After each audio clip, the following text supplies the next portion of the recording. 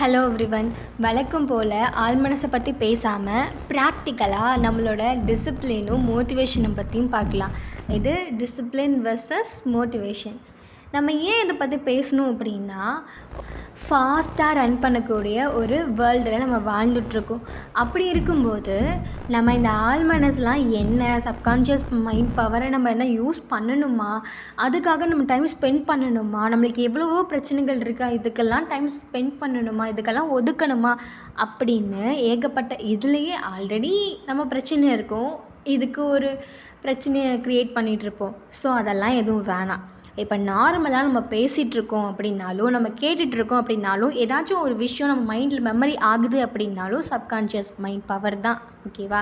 அது எல்லாமே நீங்கள் எந்த அளவுக்கு ஆழமாக உணர்றீங்க, நீங்கள் எந்த அளவுக்கு ஒரு விஷயத்தை அப்சர்வ் பண்ணுறீங்களோ அதுதான் உங்கள் ஆழ் மனசுக்குள்ளே போய் பதியும். ஓகேவா? அதனால தான் ஆழ் மனசால் இயங்கக்கூடிய 2 விஷயத்தை பார்க்க போகிறோம். ஒன்று மோட்டிவேஷன், இன்னொன்று டிசிப்ளின். ஆழ் மனசோட ஃபார்முலா என்ன?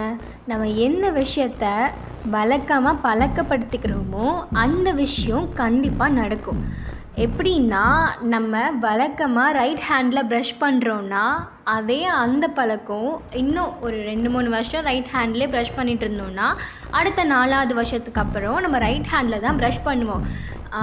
லெஃப்ட் ஹேண்டுக்கு நம்ம கை போகவே போகாது. அது மாதிரி தான் நம்ம எதை வழக்கமாக பண்ணிக்கிட்டே இருக்கோமோ, எந்த ஹேபிட் நம்மளுக்கு வழக்கமாக இருக்கோ அதுதான் நம்மளோட ஃப்யூச்சர்லேயும் வரும். ஓகேவா? அப்போது அதுக்காக 2 கீ கொடுத்துருக்காங்க. அதுதான் மோட்டிவேஷன், இன்னொன்று டிசிப்ளின்.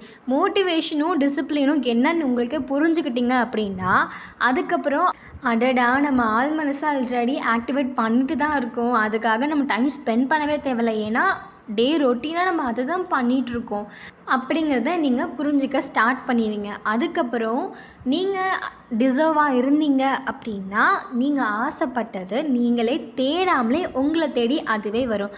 இந்த வேர்ட் சொல்லியிருப்பாங்க இல்லையா, நீங்கள் எதை தேடிட்டுருக்கீங்களோ அதுவும் உங்களை தேடிட்டுருக்கு அப்படின்னு சொல்லுவாங்க இல்லையா, அதே மாதிரியே உங்கள் லைஃப்குள்ளே நடக்கும். வாங்க மோட்டிவேஷனும் டிசிப்ளின் பற்றியும் பார்க்கலாம்.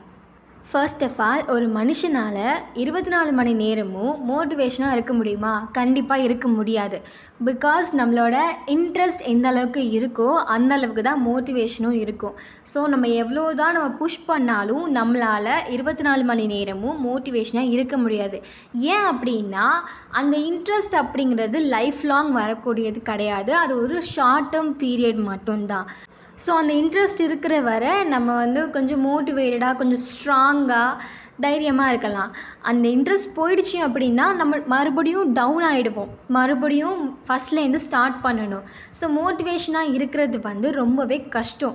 நம்ம ஏன் எப்போலாம் நம்ம மோட்டிவேஷனாக இருப்போம் அப்படின்னா, நம்மளால் எதுவுமே பண்ண முடியாதுன்னு டவுனாக உட்காந்துருக்கும் போது திடீர்னு நம்ம ஸ்க்ரோல் பண்ணி பார்க்குறோம், இல்லை வாட்ஸ்அப்லேயோ இல்லை யாராச்சும் நோட்ஸ் வச்சுருப்பாங்க, இல்லைன்னா இன்ஸ்டாகிராம் யூஸ் பண்ணும்போது நீங்கள் ஏதாச்சும் ஒரு வீடியோ பார்க்குறீங்க அப்படின்னாலும் ஒரு மோட்டிவேஷ்னல் ஸ்பீச் போட்டாங்கன்னா அப்போது நீங்கள் மோட்டிவேட் ஆகுவீங்க. இன்னொன்று என்ன அப்படின்னா, ஒரு இன்ஸ்பைரிங்கான ஸ்டோரி கேட்டால் மோட்டிவேஷன் ஆகுவீங்க. அதையும் இல்லை அப்படின்னா ஒரு சக்ஸஸ்ஃபுல் பர்சனோட லைஃப் ஸ்டோரி சொல்லுவாங்க. ஸோ அவங்களால அது பண்ண முடியுது, நம்மளால் எதுவும் பண்ண முடியலையே, அந்த மாதிரி ஸ்டோரிஸ்லாம் கேட்கும்போது, ஒரு இன்ஸ்பிரேஷன் ஸ்டோரிஸ்லாம் கேட்கும்போது நமக்கு என்ன ஆகும்னா, அந்த க்யூரியாசிட்டியை தூண்டி விட்டுருவாங்க. ஸோ நம்மளும் ஏதாச்சும் பண்ணணும் அப்படின்னு அவசரப்படுவாங்க. ஸோ அந்த இன்ட்ரெஸ்ட் அப்படிங்கிறது அவசரப்படுத்துறதுல இருக்கும். ஸோ அந்த அவசரப்பட்டு செய்கிற ஒவ்வொரு செயலும் எப்படின்னா வெயின் தான், வேஸ்ட்டு தான் போகும். ஓகேவா? மோட்டிவேஷ்னல் ஸ்பீச் கேட்கும்போது தான் நம்மளுக்கு கூஸ் பம்ப்ஸே வந்திருக்கும். ஏன்னா அவங்க அந்த அளவுக்கு நம்மளுக்கு அவ்வளோ அட்வைஸ் பண்ணுவாங்க. தென் அந்த ஸ்டோரிஸ்லாம் பார்க்கும்போது ரொம்பவே இன்ஸ்பைரிங்காக இருக்கும். ஆனால் அது அவங்களோட லைஃப் ஸ்டைல், அது அவங்களோட வே, அதை நம்மளுக்கு ஷேர் பண்ணுறாங்க, அவ்வளோதான். ஆனால் நம்மளோட வே என்னன்னு நமக்கே தெரியாதப்போ நம்மளால் ஒரு மோட்டிவேஷ்னலுக்கு டிசர்வாக இருக்க மாட்டோம். கரெக்டுங்களா? அதே மோட்டிவேஷன் உங்கள் லைஃப் லாங் வரும்னா கிடையவே கிடையாது, வரவே வராது. அது மேக்ஸிமம் 1 hour இல்லைன்னா 2 hours, அதுக்கு மேலே இருக்காது.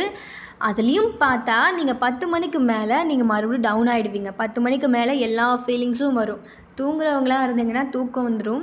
தூங்காமல் ரொம்ப ஃபோன் யூஸ் பண்ணிகிட்டு இருந்தீங்க அப்படின்னா கண்டிப்பாக தூக்கம் வராது.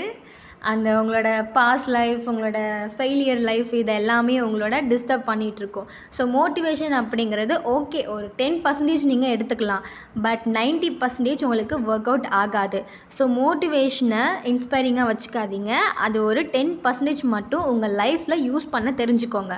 தென் டிசிப்ளின் அப்படிங்கிறது தான் உங்களோட சக்ஸஸ்ஃபுல் லைஃப்க்கு பெட்டரான வே.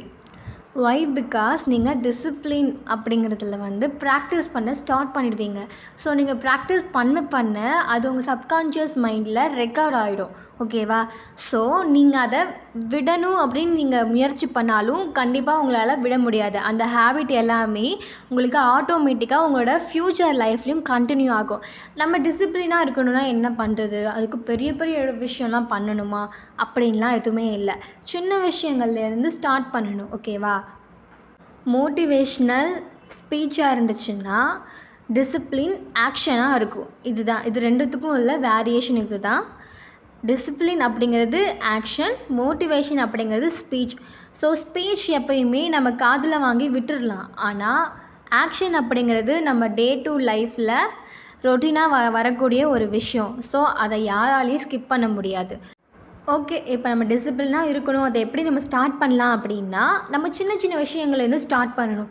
எதுவாக இருந்தாலும் சின்ன சின்ன விஷயங்கள்லேருந்து ஸ்டார்ட் பண்ணால் தான் பெரிய விஷயங்களை ஆட்டோமேட்டிக்காக நம்மளால் ரன் பண்ண முடியும். ஒரு சின்ன விதை எப்படி மரமாகுதோ அதே மாதிரி தான் நம்மளோட சின்ன சின்ன ஆக்ஷன்ஸ் பெரிய ஆக்ஷனாக வரும். ஓகேவா?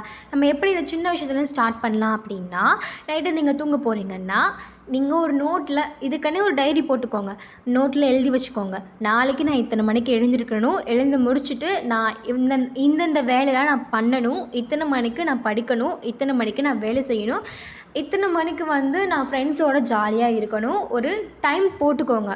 ஒரு டே ஷெட்யூல் போட்டுக்கிட்டீங்க அப்படின்னா அதை நீங்கள் கம்ப்ளீட் பண்ண பக்கத்தில் டிக் போட்டுக்கோங்க. ஓகேவா? இதை நம்ம ரெகுலராக நைட்டு நம்ம பண்ணும்போது இந்த மாதிரி எழுதி வச்சுக்கும்போது என்ன ஆகும் அப்படின்னா, ஆட்டோமேட்டிக்காக நம்ம சப்கான்ஷியஸ் மைண்டுக்கிட்ட பேசிகிட்ருக்கோம் அப்படிங்கிறது உங்களுக்கு தெரியாமலே நீங்கள் டெய்லியும் இந்த ரூலை ஃபாலோ பண்ண ஸ்டார்ட் பண்ணுவீங்க. ஓகேவா?